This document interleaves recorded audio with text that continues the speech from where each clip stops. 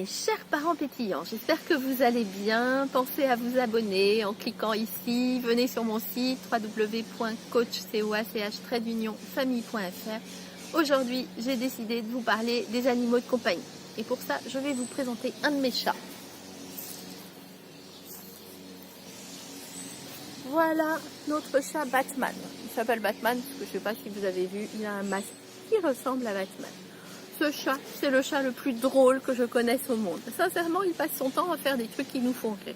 Il va s'enfermer dans le sèche-linge, il joue avec des élastiques au lieu d'attraper des souris. Enfin, vraiment, il nous fait beaucoup rire.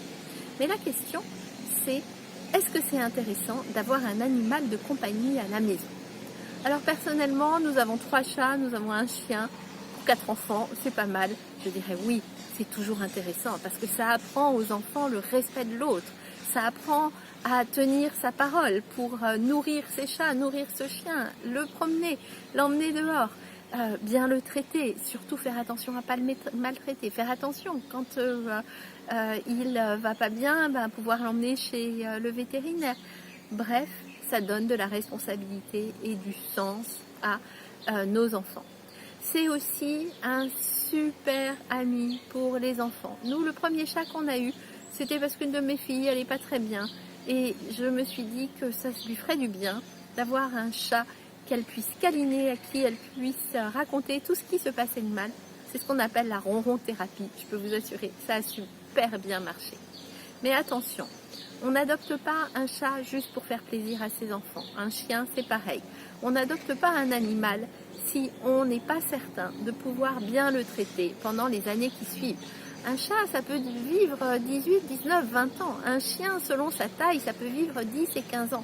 Alors, s'il vous plaît, ne faites pas la bêtise d'aller adopter un chat ou un chien dont vous ne saurez que faire aux prochaines vacances. Avant d'adopter, pensez au budget, parce que oui, entre le vétérinaire, la nourriture et les accidents qui ramènent encore chez le vétérinaire en plus des vaccins, eh bien ça coûte cher. 2. Pensez à ce que vous allez pouvoir en faire pendant les vacances. Est-ce que vous avez une solution de garde ou pas? Et 3. Est-ce que c'est un projet familial ou pas? Si c'est le cas, n'hésitez pas, vraiment ça fait un bien fou à toute la famille.